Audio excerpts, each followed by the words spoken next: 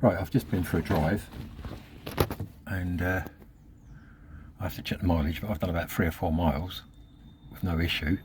That included driving up some pretty big hills, because where I live there's nothing but hills. It started first thing again with no issues. The only thing that I've changed, well not changed, is remade that connection. This is the first chance I've had to get out in the pop because of the consistent rain, but today's a beautiful day. Yeah, would you call that fixed? Don't know, but it runs and I've driven it. I'll have to wait and see. Trouble is, it's Saturday, there's a lot of traffic and I don't want to be a nuisance and be breaking down in traffic, especially at the bottom of the hills.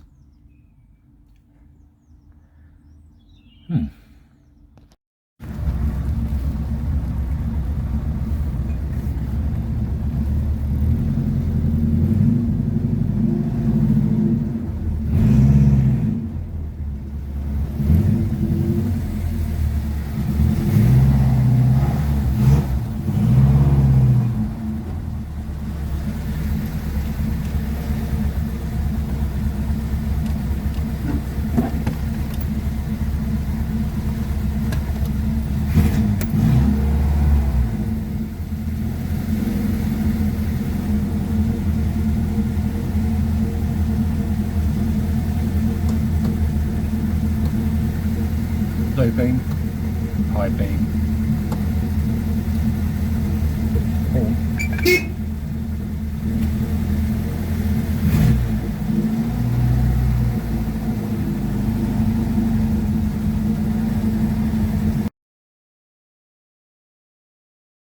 Well, I didn't get very far while queuing up for petrol.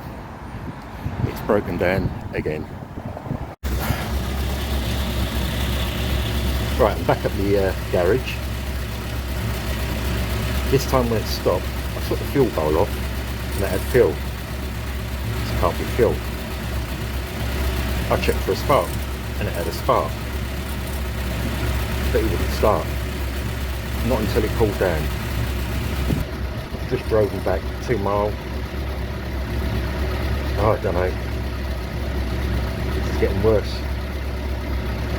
I just don't trust it to go for driving it anymore. It can't be a compression issue because it starts. As you can hear, it runs. That noise you can hear is the air reservoir. For some reason it makes that noise. Is it a vacuum leak? Would that make a difference? Will the wipers work? Ah dear, the battery's charging. I've just got a voltmeter across there. Getting 7.4, 7.6 volts down to it. But when I put the voltmeter across the coil, it's jumping all over the place, the voltage.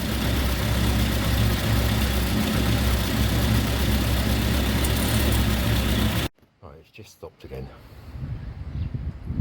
For no reason. I'm going to check the fuel bowl, see what happens there. Right, let's prime it, see if fuel comes out. See if it's a fuel pump issue. I don't think it is. Yep, get that off that exhaust. Right, so we've got fuel. What else you need? You need fire, don't you? Let's check for a spark. Right, fuel bowl's back on. To remove the fuel bowl, undo that and that, and it drops out the bottom. Right, so I think we can eliminate a fuel problem.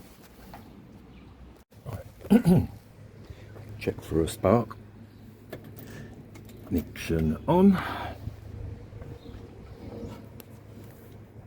And see what happens. Right, There is a spark, but it's very weak. Let's try again. What I've done is swap the wires on the coil the other way round.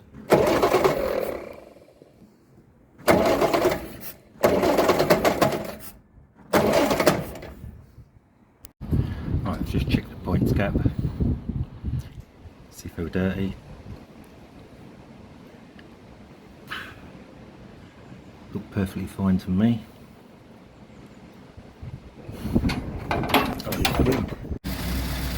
Oh dear. Right, check everything, double check everything, clean the points, although they weren't dirty. And bang, it starts up. I just don't know what's going on with this vehicle.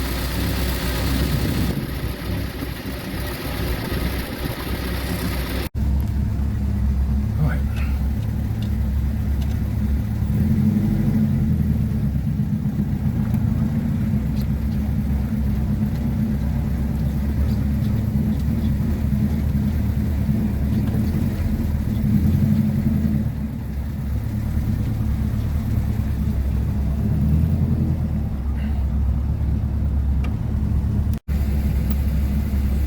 Right, it's running.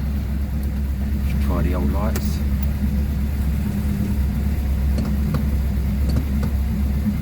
Low beam, high beam, no problems.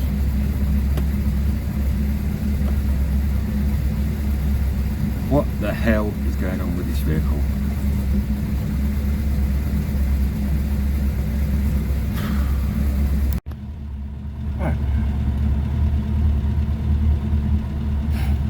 Just been for a little drive and no problems.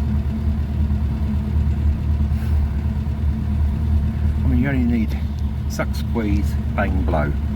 Ain't complicated. I've got fuel, so I think I can safely eliminate the fuel issue. It's got a spark. So fuel spark, got air. Don't understand it. Well, this morning my garage is sort of dark and dingy, as you can see. Yet the car started up, you know, pull the choke out, run the fuel, run the first turn of the key, it starts. No hesitation. I drove down to get some petrol, although I don't really think I really need any. Turned it off. No, I left it ticking over. The fuel pump won't work. So I got in the car, go to a different fuel station. As soon as I sat in the car, the engine stopped, wouldn't start. Ah dear. Maybe you just don't want to be on the road. It's such a lovely car and all. Well, when it is running, you know, stops, starts, that's what it's got to do. But what I'm going to do, just out of curiosity,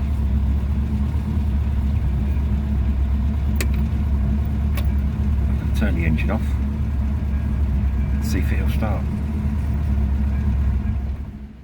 Right. I'll do this when I end it.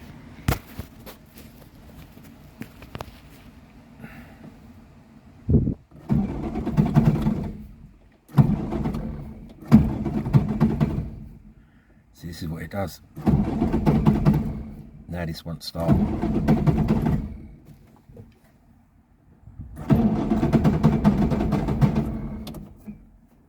Right.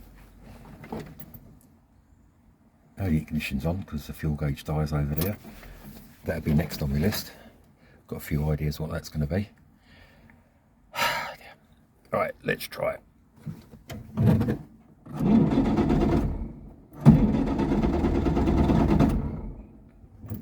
There you go.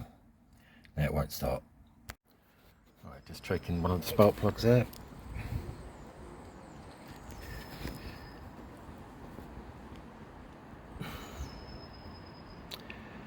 Oh, I don't know. Right, I'm just going to give the radiator a flush through. You can see it looks relatively new, but there's some sort of gunk. What I'm wondering is if they've put that stop leak, or whatever you call it, in there. But to be fair, the water's coming out relatively clean. At this stage, it won't hurt. Right, it started to come out a bit more rusty coloured, but considering it ain't that bad. Obviously I'm going to have to get some more antifreeze. That ain't a problem.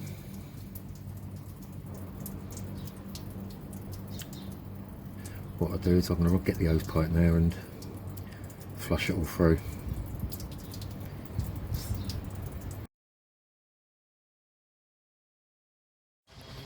Right, I've ordered a carb rebuild kit and I was expecting to get the jets. I mean, it should have done 52 quid. What I've got the air jet, needle jet, whatever you want to call it, in metal there, because my one's bent. The original's brass. You've got the float needle, a gasket, and another gasket.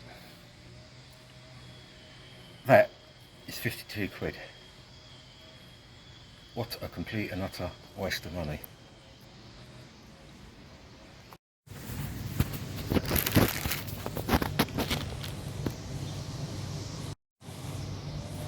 Right, the one on the left is the new one. Obviously, the one on the right is the old one. If you look very carefully, the point is actually missing off the original one. And the thread looks a bit shorter as well. Well, fitting it, see what happens. Right, this engine just gets stranger and stranger.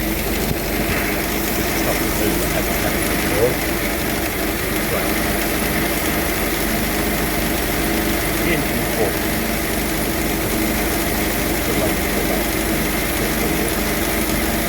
There. I pushed the choke in.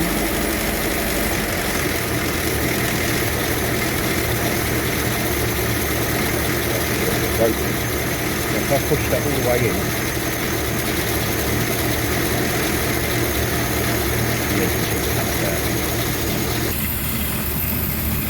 the engine's nice and warm. This is the choke, get that out of the way. That's the choke plunger, and it's at about 10 mil. So I push that in, straight away the engine just dies. This I've replaced, and I've turned it out 2 turns, which I believe is the correct. So I'll just give it another half a turn. I'm running out of ideas again. I think this is a new problem because I never had this issue before with the choke.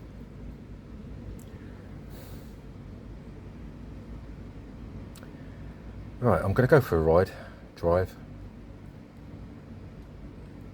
We know you're going to break down. We know we're going to have to sit there, let it cool down. It'll start up and I'll come back. This is the most unreliable car I've ever owned.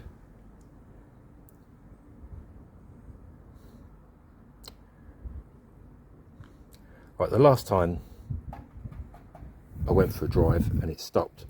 Took the float bowl off, it was full of fuel. So, can't be a fuel problem. I also checked for spark, and we had a spark.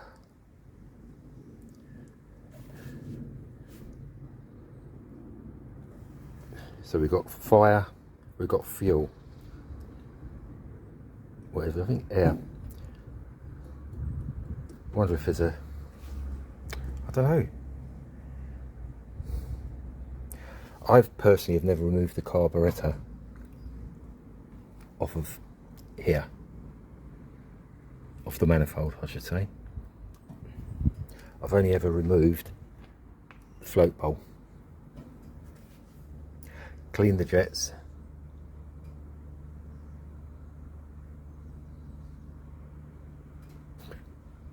well, I've got a new needle valve, but what's the point? We know it's getting fuel and we know it's shutting off because it's not flooding, so what's the point? So for 52 quid I've got that don't fit properly and it's in metal rather than brass. I've got a gasket that goes between the join there, and that's it. Oh, and a needle valve. That's what you get for 52 quid.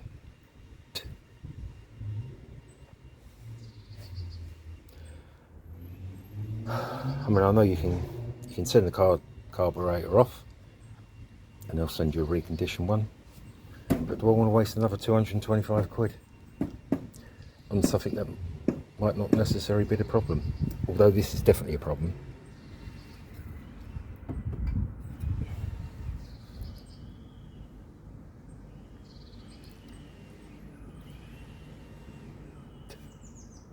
Any ideas? Help! Right, dear. It's getting worse. Done 0.3 of a mile.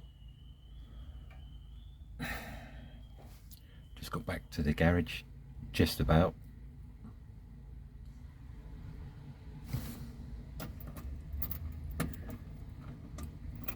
And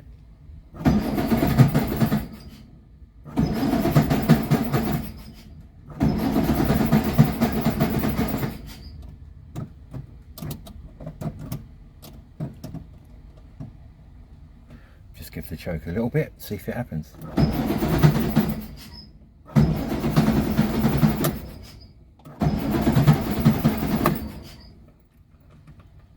That's it. I'll give up. Fuck.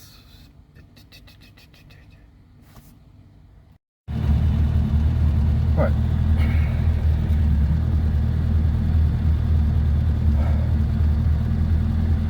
Right, it's started again. This time the choke can go all the way in without it cutting off.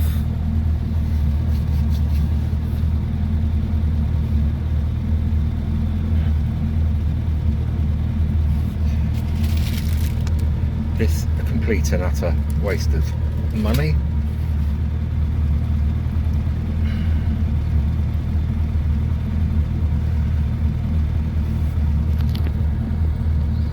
Oh well, thank you for watching,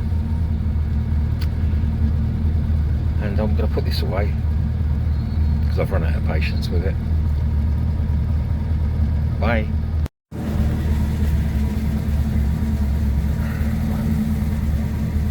Back in the garage, turn the lights on.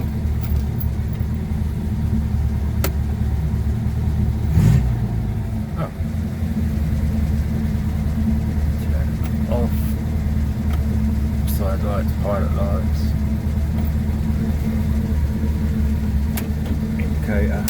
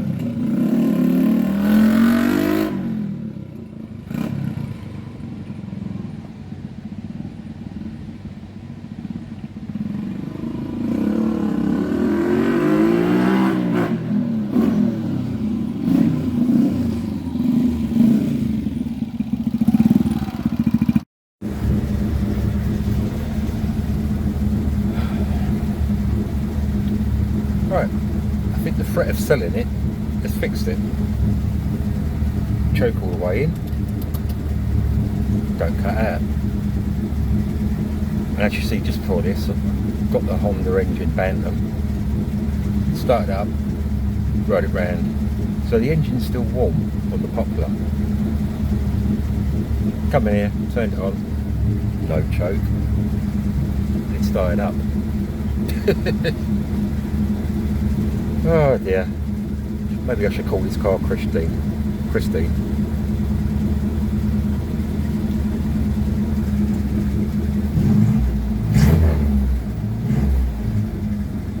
Right, I'm more what bothered. Gonna go and edit this video. Let's try the lights. Lights on. Lights off.